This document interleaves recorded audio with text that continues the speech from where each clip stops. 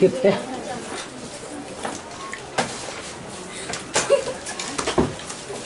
ध्यान दीजिए,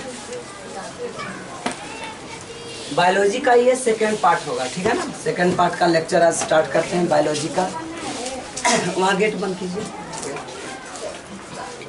9th class की बायोलॉजी है, ऐसे 9th नाम का है, लेकिन आप इस प्रकार जितने भी तैयारी करते हैं वो सारी तैयारी के लिए अवेलेबल है, ठीक है ना। तो कोशिका के बारे में देखे थे, शरीर की सबसे छोटी ये इकाई है, ना कि यह कोई अंग है। तो शरीर के बारे में पढ़ा जाता है बायोलॉजी में। तो हम लोग बायोलॉजी का सबसे स्टार्ट से स्टार्ट कर रहे हैं, ठीक है ना। ये क्लास 6 हो, क्लास 4 हो, क्या हुआ कहाँ पे?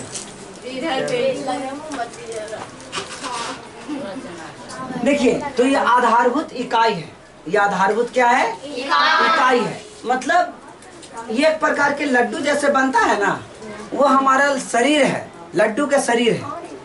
लड्डू के जैसा हमारा शरीर है, और इसमें जो छोटे छोटे बुनिया होता है, बूंदिया, ठीक है, वो क्या दे दिया? वो कोशिका है। तो कोशिका सबसे छोटी इकाई है, ना कि सबसे छोटी अंग है। कहता है प्रत्येक जीव कोशिकाओं का बना हुआ। प्रत्येक जीव का शरीर किसका बना हुआ है? कोशिका का बना हुआ है। और ये कोशिका की आधारभूत इकाई है, लेकिन वो संरचनात्मक और क्रियात्मक इकाई है। अगर कहें कि कोशिका सबसे छोटी इकाई है, तो कैसा इकाई है? तो ये आधार देता है संरचनात्मक और क्रियात्मक, यानी स्ट्रक्चर बनाने में कोशिका का हाथ है। कोई लंबा होता है, कोई नाटा होता है, किसी का मुंह निकला हुआ रहता है, किसी का क्या है, बैल का क्या ढंग है, तो बैल में भी कोशिका पाई जाती है। तो बैल का, गाय का संरचना कैसा है, वो किस पर डिपेंड करता है? तो कोशिका पर डिपेंड करता है। और कोशिका भी अकेले नहीं है, कोशिका भी कुछ न कुछ चीजों से बनी हुई है। ये कोशिका प्रोटोप्लाज्म से बनी हुई है, जिसको बोलते हैं जीव द्रव। प्रोटोप्लाज्म को क्या बोलेंगे? जीव द्रव से बनी होती है। ये जीव द्रव, मतलब जीव द्रव किससे बना होता है? तो इसमें बहुत सा तत्व, अलग अलग तत्व संयोग करके रसायन बनाते हैं, ठीक है ना, यानी यौगिक बनाते हैं। और इस यौगिक भी दो प्रकार के होता है, एक होता है ऑर्गेनिक और दूसरा होता है इनऑर्गेनिक। ऑर्गेनिक के अंतर्गत ऑर्गेनिक यानी कार्बनिक में प्रोटीन, वसा, लवण, कार्बोहाइड्रेट्स एक्सेट्रा, ठीक है ना। लवण नहीं, न्यूक्लिक एसिड एक्सेट्रा। इसके अलावा अकार्बनिक में क्या आएगा? अकार्बनिक यौगिक में जल और लवण आएंगे, यानी इनऑर्गेनिक में क्या आएंगे? जल और लवण। अब देखिए, कोशिका में है जीव द्रव, जो अभी जीव द्रव यानी प्रोटोप्लाज्म की चर्चा हुई थी। जीव द्रव अर्थात क्या? प्रोटोप्लाज्म। दम दिमाग नहीं है? अरे दम दिमाग नहीं है तुमको? जब यहां से कैप्चर कर सकता तो पीछे से नहीं कैप्चर होगा? कोशिका में जीव द्रव किससे बना हुआ होता है? तो छिद्र युक्त, यानी इसमें पॉइंट वाइज रहता है। वहीं पे खड़ा रहो सबके।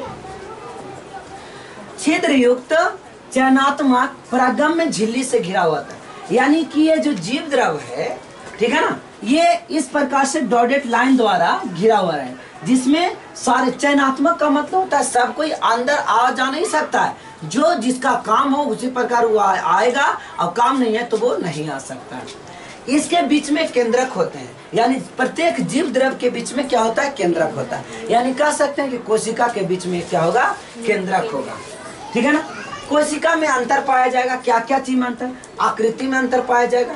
कोई कोशिका गोल होता है, कोई कोशिका लंबा होता है। सॉरी, आकृति मतलब गोल या लंबा हो गया। आकार मतलब कोई कोशिका बड़ा होता है और कोई कोशिका छोटा होता है। संख्या, किसी में कोशिका ज्यादा मात्रा में पाई जाती है तो किसी में कम मात्रा में पाई जाती है। जैसे अगर हम कहें कि सबसे छोटी कोशिका क्या है, तो सबसे छोटी कोशिका प्लूरोनुमोनिया में पाया जाता है, और सबसे बड़ी कोशिका शुतुरमुर्ग के अंडे में पाया जाता है। किसमें पाया जाता है? शुतुरमुर्ग के अंडे में पाया जाता है। ये सब पिछले लेक्चर में हो चुका था, बस इसको समझा दे रहे हैं। जीवाणुओं में कोशिका बहुत छोटी होती है, जैसे 1 माइक्रोमीटर से लेकर के 10 माइक्रोमीटर तक। मनुष्य में सबसे बड़ी तंत्रिका न्यूरॉन होती है, और सबसे छोटी होता है माइकोप्लाज्मा, ठीक है ना। कोशिका विभिन्न रूपों में होती है।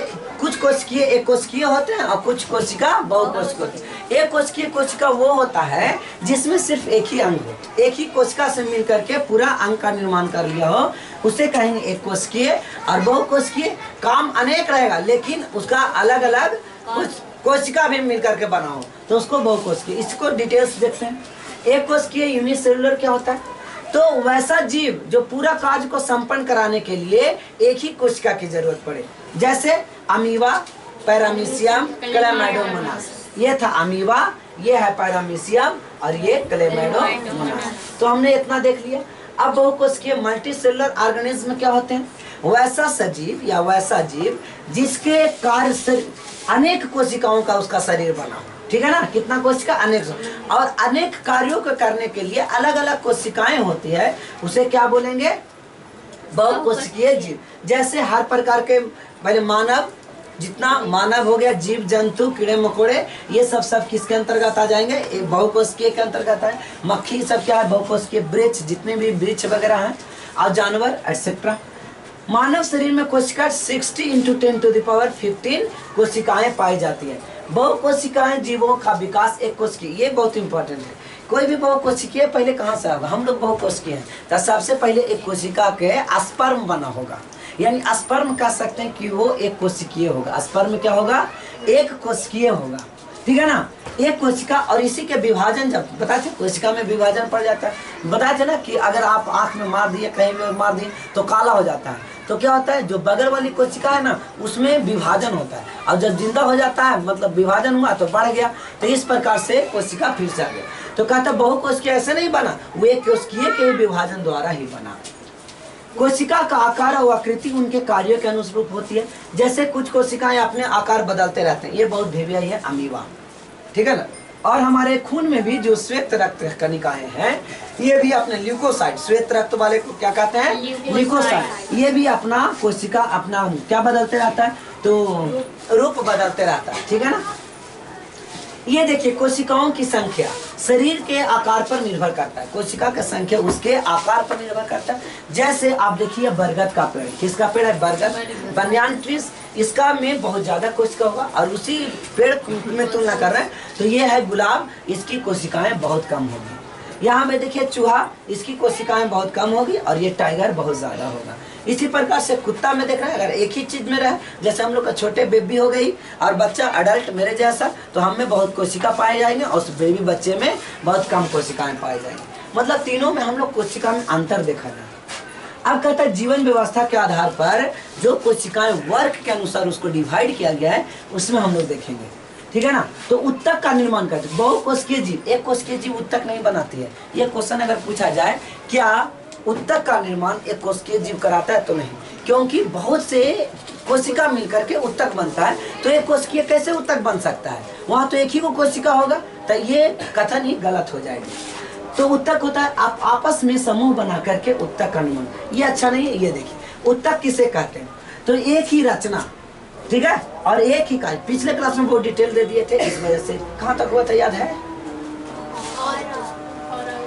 एक सी रचना और एक सी कार्य करने वाले कोशिकाओं के समूह को उत्तक कहेंगे, है ना? एक सी रचना होगी, ऑफिस में बैठने बोलिए, एक सी रचना होगी और एक सी कार्य करने वाली कोशिका होगी, तो उसके समूह को क्या बोलेंगे? उत्तक कहेंगे। तो एक collection of cells that are similar in structure and function, उसका स्ट्रक्चर और फंक्शन सिमिलर हो तो वैसे कोशिकीय क्या कहलाएंगे? तंतु उत्तक कहलाएगा, यानी टिश्यू कहलाएगा। क्लियर हो गया?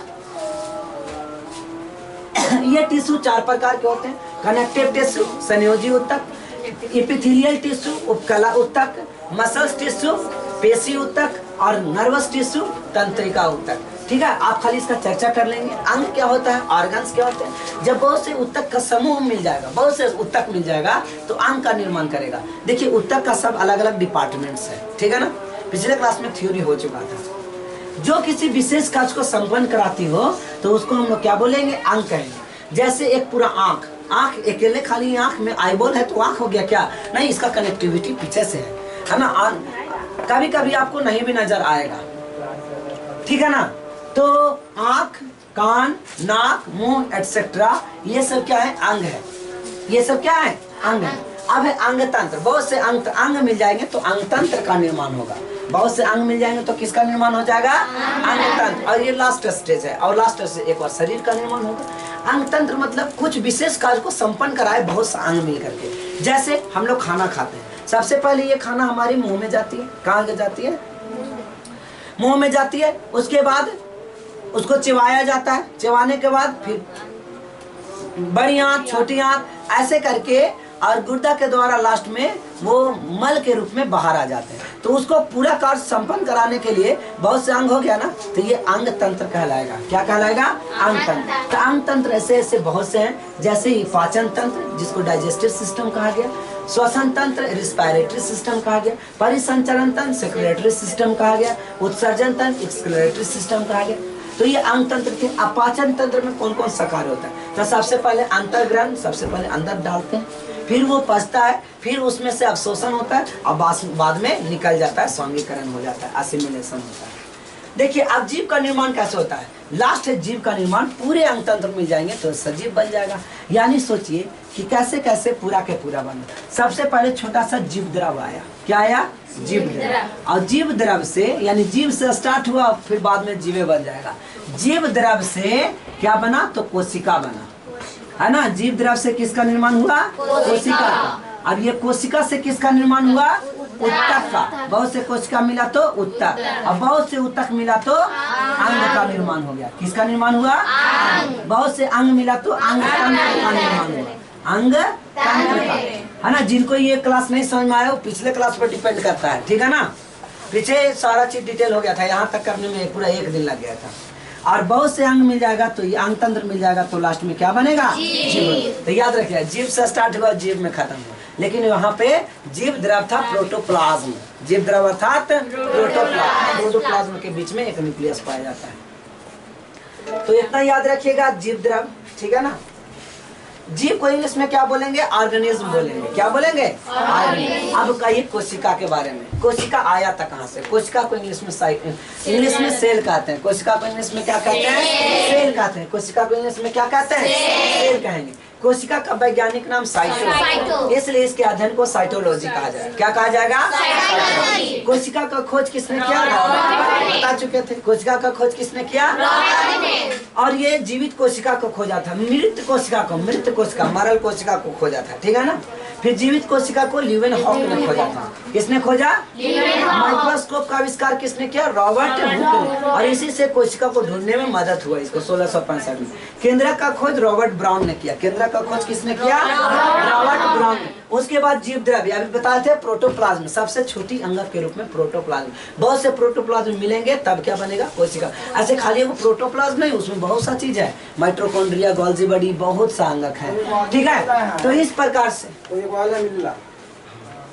बैठो ना। जीव द्रव्य यानी प्रोटोप्लाज्म की खोज किसने किया? पुरकेंजे ने किया। किसने किया? पुरकेंजे। अब केंद्रक का खोज किसने किया? रॉबर्ट ब्राउन ने। किसने किया? रॉबर्ट ब्राउन ने। तो उनका नाम वगैरह लिख लो और आधार कार्ड जमा लो, आधार कार्ड। अब पूछो कि इतना दिन से फीका नहीं जाना। कोशिका सिद्धांत किसने दिया? स्लाइडेन और स्वान ने दिया। कोशिका सिद्धांत या अनीस से बोलो, अनीस से जो तो अनीस सर को बोल दो जा। कोशिका सिद्धांत किसने दिया? स्लाइडेन और स्वान ने। कोशिका सिद्धांत किसने दिया? अब इसने जो सिद्धांत दिया हम लोग देखेंगे। स्लाइडेन वनस्पति वैज्ञानिक थे और स्वान प्राणी वैज्ञानिक थे, है ना। स्वान माने हंस बोले थे, अब हंस में प्राण होता है इसलिए प्राणी वैज्ञानिक हो जाएंगे। क्लियर है? तो कोशिका सिद्धांत किसने दिया? स्लाइडेन और स्वान, है ना। पुरकेंजे ने क्या दिया था? है ना। रॉबर्ट ब्राउन ने क्या दिया? केंद्र।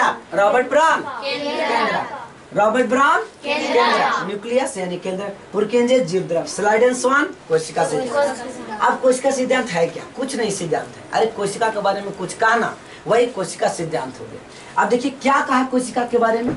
उसको बस यही कहा कि कोशिका शरीर की रचनात्मक संरचनात्मक इकाई है, इतने कहा। कोशिका क्या कहा? कि वो शरीर का इकाई है, संरचनात्मक इकाई। कौन है? तो कोशिका है। तो कोशिका के बारे में किसने कहा? स्लाइडेन और स्वान। किसने यह बताया कोशिका का निर्माण पहले से मौजूद कोशिकाओं से होता है? तो बिर्चो ने कहा तो एक एक कोशिका का निर्माण ऐसे नहीं हुआ, उसमें विभाजन हुआ पहले वाला कोशिका में। और किसने बताया कि प्रोटोप्लाज्म यानी जीव द्रव एक पिंड है जिसमें केंद्रक होता है। देखिए, जीव द्रव एक शरीर है, उसमें एक नाभि है। ये किसने कहा था? मैक्स सोल्ज ने। किसने कहा? मैक्स। किसने बताया कि केंद्रक पैतृक लक्षणों के वंशानुगति में भाग लेता है। इसीलिए कहते हैं कि पिता का क्रोमोसोम डिपेंड करता है उसके बच्चों पर। तो स्ट्रासबर्ग ने कहा था। किसने कहा? स्ट्रासबर्ग। अब इलेक्ट्रॉन माइक्रोस्कोप की खोज किसने किया? एम नॉल और ई रस्का ने। किसने किया? एम नॉल और ई रस्का। किसने कहा? एम नॉल और E Ruska. Electron microscope. Electron microscope ये क्या होता है? सबसे हम माइक्रोस्कोप को 3 फॉर्म में देखे थे। पहला स्कोप को क्या देखे थे? पहला क्या था? अरे सिंपल स्कोप माइक्रोस्कोप, दूसरा इलेक्ट्रॉन माइक्रोस्कोप और तीसरा लाइट माइक्रोस्कोप यानी प्रकाश सूक्ष्मदर्शी। ये 3 प्रकार की चीजें हैं, ठीक है ना। और एगो तो हमारा चश्मा है, ठीक है। और एगो उससे खाली आंख, तो आंख के बाद चश्मा, चश्मा के बाद माइक्रोस्कोप, माइक्रोस्कोप के बाद इलेक्ट्रॉन माइक्रोस्कोप और उसके बाद लाइट माइक्रोस्कोप। हो गया। तो इलेक्ट्रॉन माइक्रोस्कोप का खोज किसने? एम नॉल और ई रस्का। मनुष्य में रक्त कोशिकाएं, देखिए इस प्रकार से रक्त कोशिकाएं। ये रक्त कोशिकाएं रेड ब्लड सेल और दूसरा white blood cell, RBC, WBC और प्लेटलेट्स। आरबीसी, डब्ल्यूबीसी और प्लेटलेट्स, इस प्रकार से सेल, ब्लड में सेल 3 टाइप से होते हैं। आरबीसी, डब्ल्यूबीसी और प्लेटलेट्स के रूप में। किसमें किसमें? आरबीसी, डब्ल्यूबीसी और प्लेटलेट्स, है ना। 5 सेकंड में देखिए, यहाँ तक लगता हो गया था, इसका पीछे ही हुआ था, ठीक है ना। अब देखिए इसमें हम डिटेल्स करेंगे।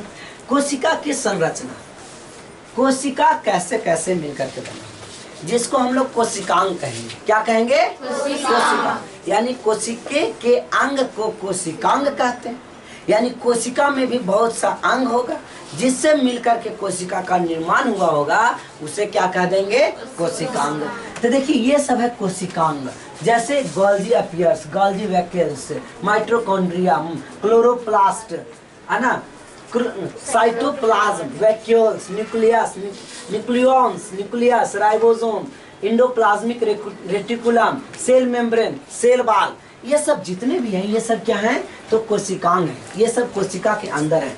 ये डायग्राम ऑफ कोशिका आप बिल्कुल अच्छा से देख सकते हैं, इसी का बृहद रूप समझ। एंडोप्लाज्मिक रेटिकुलम याद करना है सारे बच्चों को। पहले में क्या है? Endoplasmic reticulum. दूसरा है न्यूक्लियस, फिर क्या है? न्यूक्लियर मेम्ब्रेन्स, न्यूक्लियस और क्रोमैटिन, क्रोमैटिन, ये सब न्यूक्लियस में पाए जाने वाले। क्रोमैटिन को हम लोग एक बार और पढ़ेंगे जब ये कहा जाएगा प्रोकैरियोटिक और यूकैरियोटिक का डिफिनेशन देंगे, उस समय हम लोग एक बार फिर से पढ़ेंगे क्रोमैटिन क्या होता है। सेल मेम्ब्रेन्स, है ना, सेल का झिल्ली, लाइसोसोम जहाँ आत्महत्या की थैली, माइटोकॉन्ड्रिया, ये यहाँ से एनर्जी मिलता है। फिर वैक्यूलर मेम्ब्रेन्स, फिर vacuoles, plastid, centrals, Golgi body और साइटोप्लाज्म, ये सब टोटल के टोटल क्या है? कोशिकांग है, यानी कोशिका के अंग हैं, ठीक है ना। कोशिका के अंगक हैं, कोशिकांग हो गए। क्लियर हो गया? यानी इतना सब मिल करके अब तब कोशिका। तो शरीर की सबसे छोटी इकाई कोशिका हो सकती है क्या? सबसे छोटी तो ये, सबसे छोटी ही याद हो गया, इकाई, इकाई नहीं, सबसे छोटा अंग कोशिका हो सकता है क्या? इस एकर से तो अंदर छोटे छोटे कितना अंग है ना। अब मनुष्य में कितने कोशिका पाए थे? 60 × 10 के पावर 15 कोशिका पाई जाती है। 60 × 10 के पावर 15 कोशिका पाई जाती है। अब देखिए कोशिकांग यानी ऑर्गेनल्स। कोशिकांग को इंग्लिश में क्या बोला जाएगा?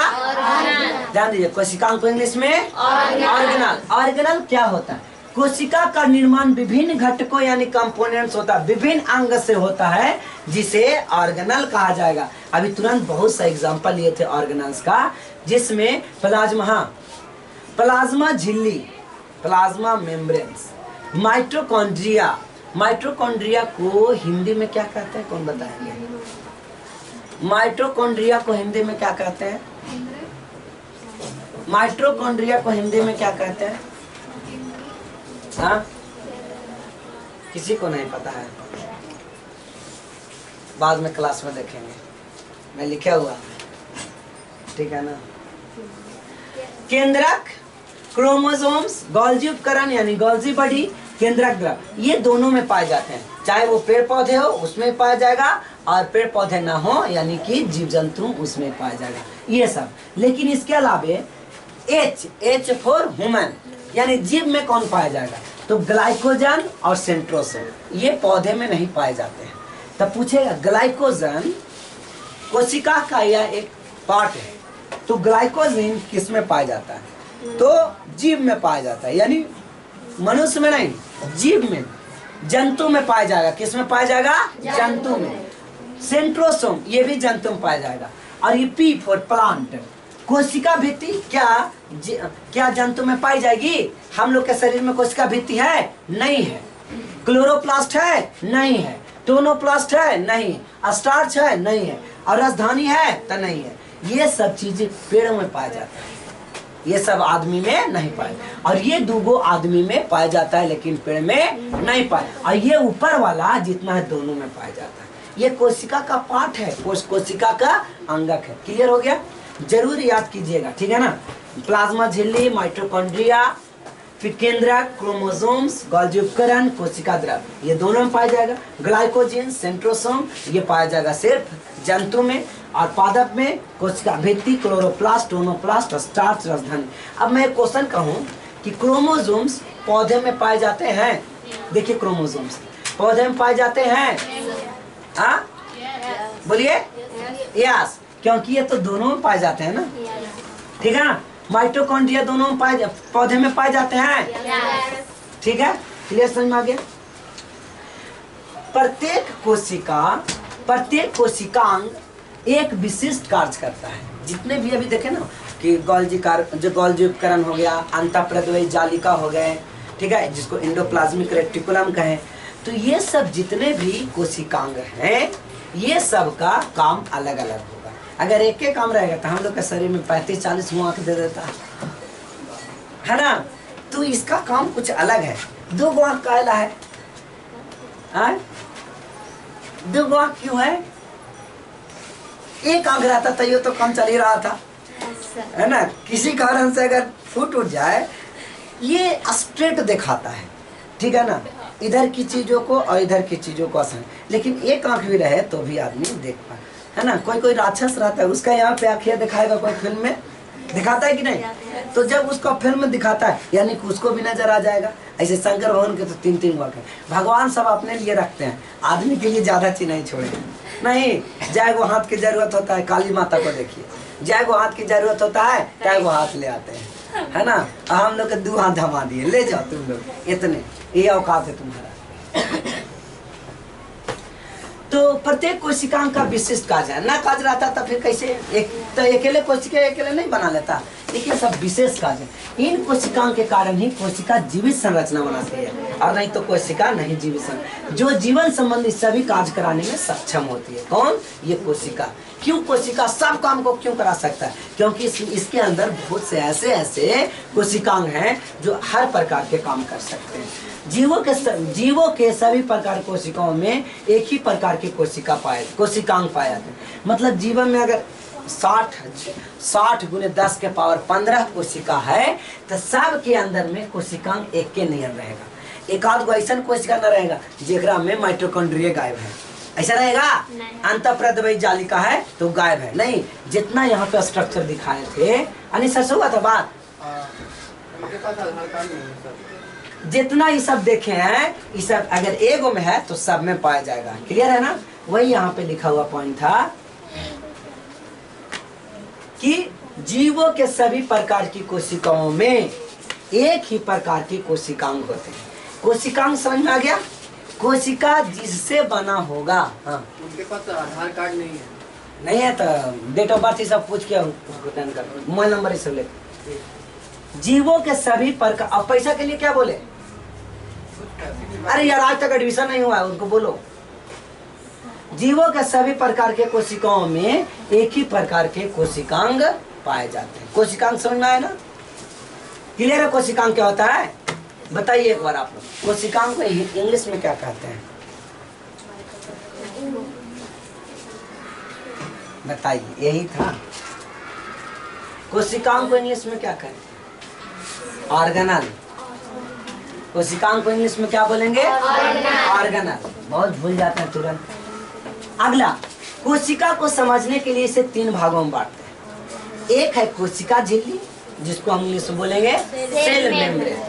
आप लोग ज्यादा मत बैठिए, यहाँ चेयर ले लीजिए, ठीक है ना। कोशिका को समझने के लिए इसे 3 भागों में डिवाइड। पहला भाग कोशिका झिल्ली, सेल मेम्ब्रेन। पहला भाग कोशिका झिल्ली यानी सेल मेम्ब्रेन, कोशिका झिल्ली यानी सेल मेम्ब्रेन। कोशिका द्रव साइटोप्लाज्म, ये हो चुका है ना कोशिका द्रव? नहीं, प्रोटोप्लाज्म हुआ था, जीव द्रव।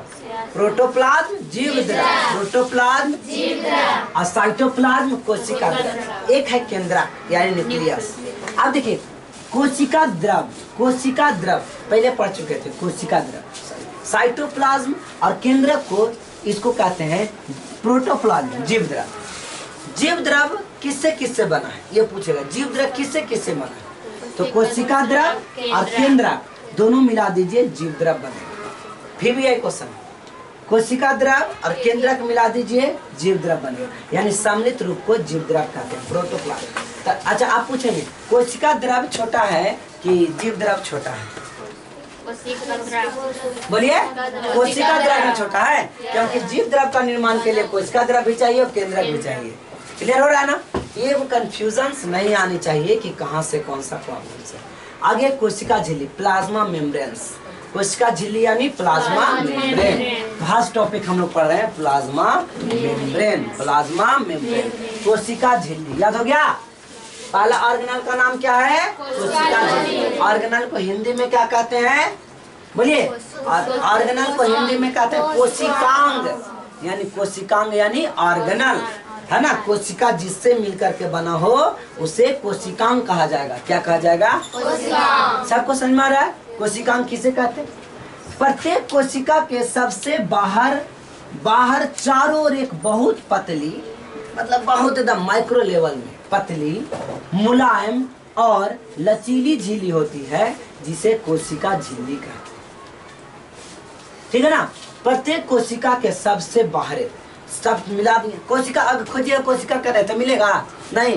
कोशिका का निर्माण बहुत से न हुआ, मिलेगा माइटोकॉन्ड्रिया, गोल्गी बॉडी, सेंट्रोसोम, सब ये सब मिलेगा, लाइसोसोम, ये सब मिलेगा, लेकिन कोशिका मिलेगा। सबको मिला करके कोशिका नाम दिया गया। क्या नाम दिया गया? कोशिका। तो कोशिका सब अंग के बाहरी, यानी जिसको पैक करना है। अब शादी उदी में क्या होता है ना, साफ सामान में ये क्या बोलते हैं वो नहीं, नाश्ता सबसे पहले मिलता है। तो नाश्ता में केला है, अमरूद है, अमरूद भी रहता है क्या? शादी में अमरूद नहीं रहता है, लेकिन रहता है। तो ये सब मिला, अंगूर है, हाँ देखो ये करीब छेना भी है ना। शादी में छेना कैसे खाया जाता है पता है ना? रस गार के, रस को पूरा गारिए और उसके बाद ढोकिए, काहे के लिए 7-8 को अंदर चल जाए, है ना। और जब आप पैसा से खरीदते हैं तो चम्मच से काट काट के थोड़ा थोड़ा एंजॉय करते हैं। और शादी वाला में एक ही बार, और एगो मिला था, एगो मिलता है तो एगो नहीं खाता है कोई एक बार में, लेकिन जब 7-8 को आने वाला रहता है तो उसको गार गार के खाते हैं। तो इस प्रकार से जितना सब बना कोशिका, उसके बाहर एगो परत रहेगा, ओकरे में डब्बा है। कोशिका कौन हो गया? केला, मटर भी रहता सब हो गया, है ना। केला रहा, अंगूर रहा और सेब वगैरह, सेब है ना। ये सब जितना है तो वो सब हो गया कोशिकांग। क्या हो गए? कोशिकांग। और डब्बा में पैक कर दिए ना तो कोशिका झिल्ली, और लो नाश्ता, तो ये हो गया कोशिका। नाश्ता क्या हो गया? कोशिका हो गया। क्लियर है ना? अगर आगे नहीं बढ़िए कॉन्सेप्ट गलत हो जाएगा। तो बड़ी बड़ी नाश्ता मिलके का बना देगा? प्रोटोप्लाज्म। आता तब मान लो वो बना दिया तो ये कोशिका नहीं, वो सब मिला दिया तो तंतु क्या होता है? अगला, बहुत से कोशिका का निर्माण किससे होता है? कोशिका को मिला देते हैं तो क्या बनता है बताइए? टिश्यू, ऊतक। तो ऊतक बन जाएगा? नहीं ना हो सकता। तो उसको पैक करने के लिए एक वही लचीली झिल्ली होती है, उसी को कोशिका झिल्ली कहते हैं। डब्बा का काम करता है छन्नी का। कोशिका झिल्ली जीवित और अर्ध प्रागम्य सेमी प्रियम्बल्स होता है। अर्ध प्रागम्य के मतलब समझिए, बहुत अच्छा समझिए। आर्थ प्रागम 12th में पढ़ना, ठीक है ना। और 9th में आर्थ प्रागम, किसी का औकात नहीं कि उसको समझा दे कि आर्थ प्रागम में क्या है, अब पढ़ना 12th में। आर्थ प्रागम वो चीज होती है, हाँ देखिए ये है अर्ध प्रागम, ये क्या है अर्ध प्रागम। यहाँ पे देखो ये सब एक समान रूप से मिला दिया गया, ठीक है ना, ये सब एक समान, जैसे कि अंशु सूता था ना वैसे ब्यूटी सूता नहीं, देखो हाथवा करके। तो अर्ध प्रागम में क्या होता है सो देखो ध्यान दीजिएगा, जिस चीज की जरूरत है वही चीज जाएगा और जिसकी जरूरत नहीं वो नहीं। चाछन्नी अर्ध प्रागम में झिल्ली है, चाय पत्ती ऊपर रह जाती है और चुटबो भी ऊपर रह जाता है। इकार ऐसा चुटबा खाइए ना तो खाट मीठ नहीं लगेगा। अच्छा चाय चुटा कैसा लगता है खाने में, खट्टा रहता है, क्यों पता है, क्योंकि वो आम्ल है ना, और आम्ल क्या होता है खट्टा होता है ना। चुटक सब लोग चीनी के साथ में कभी कभी लोग मार लेते हैं चुट्टा, ठीक है, चीनी का जब खा गए तब पता खट्टा लग रहा, गल के देखे में तो चुट्टी था और चुट्टा था, ठीक है ना। अभी केराव खाते हैं ना, कुछ केराव यानी बटुरा है ना, ऐसे लेते हैं और ऐसे दांतवा से निकाल के एक बार खखोर के खा जाते हैं, और वैसे में एक आदर पिलुए चल जाता है। अच्छा बेदाम का भी तीता लगा है, तो जो तीता जिनको टेस्ट लगा कि हम तीता खाए, वो समझ जाए कि आप कीड़ा खा चुके हैं, है ना। अब ओकरा बढ़िया करे खातिर कोई बीगता नहीं है, अरे मान लो पहले से इतना बेदाम खा गए है ना, ताइसु तीता लग गया तो जल्दी बीग देंगे, ताइसु पर फिर से खा लेंगे। इधर इस तरह वैसा ही करते हैं, लेकिन हमारा भाई क्या करता है बीग देता है ना, तुम उसको भी कॉल करो, तुम भी खा जाओ, फिर बाद में ठीक लगे लगे। लेकिन एक चीज और है, इतने छोटा ये प्रागम में नहीं है, इसके अलावे भी है। ये खाली चाय पत्ती और अति को नहीं छाने, ये मिठास को भी छान ले सकता है, कितना एकदम माइक्रो लेवल में होगा। यहाँ पे देखिए कण, यहाँ पे क्या मिल रहा है सब लगवाइए, देखिए यहाँ बहुत से छोटा छोटा कण मिल रहा है ना, यहाँ पे मिल रहा है उतना ज्यादा मात्रा मिल रहा है, यानी बस कुछ है उधर गया, सब नहीं गया। यानी बताइए अगर चाय आपको पूरा कंप्लीटली बना दिया जाए और अर्ध प्रागम में बीच में झिल्ली डाल दें तो उधर खाली पनिया जाएगा, है ना, मिठासवो नहीं जाएगा, यानी चीनी का पार्ट को भी वो छान दे सकता है और कलर को भी घुसने नहीं देगा, समझ में आना है, खाली पानी निकलेगा। यानी इतना ये पतली झिल्ली होती है। अब झिल्ली समझ में आया, सबसे बढ़िया झिल्ली माने चैछन्नी, झिल्ली का मतलब क्या चैछन्नी, सांप को नहीं आने जाने देना। अब मान लो पूरा पैक रहेगा तो लवलवाई को जो भराइल रहेगा ना, तब ना खून आर पार होगा। तो कोशिका झिल्ली कैसी होती है, तो जीवित होती है, ठीक है ना, और अर्ध प्रागम होता है। सब अर्ध प्रागम का मतलब सब चीज आर पार नहीं होगा, जरूरत की चीजें आर पार हो, ठीक है। अर्ध प्रागम को क्या बोलेंगे, semi preamble membrane, semi preamble membrane, semi preamble membrane, ठीक है। तो सेमी दो बार है, वो सेमी कंडक्टर और यहाँ पे सेमी प्रियम्बल। अर्ध प्रागम्य या चयनात्मक प्रागम्य झिल्ली किसे कहते हैं। अर्ध प्रागम्य अभी ना बोले सब चीज को नहीं लेके जाना है, और चयनात्मक मतलब चुन के, चयनात्मक समझ में आया। 9th क्लास में इतना जगह लिखा हुआ है चयनात्मक प्रागम्य झिल्ली, लेकिन नहीं समझ में आया होगा। चयनात्मक मतलब चुन करके। अब मान लिया जाए कहीं जाना है तो इसका सब के लेके चल जाइएगा। 1 किलो भंटा खरीदना है, बैगन खरीदने में सबसे टेंशन, तो बड़ी कनाई निकालता है, तो चयन कीजिएगा ना, तो सबको नहीं ना। तो ये सेलेक्टिव प्रियम्बल्स मेम्ब्रेन इंग्लिश में कहते हैं, सेलेक्टिव प्रियम्बल मेम्ब्रेन। तो ये क्या होता है, इस झिल्ली द्वारा कुछ वस्तुएं उसके आर पार आसानी से आ जा सकते हैं, सब पदार्थ नहीं। चयन करके खाली घुसावेगा, देखा कि कर काम नहीं, हड़ा उधर, इसका काम है भाई, ये उधर का इधर आओ, साथे साथे वो चल जा रहा है, रुको रुको इधर आओ, तुम तो इधर, मेरे काम का चीज है।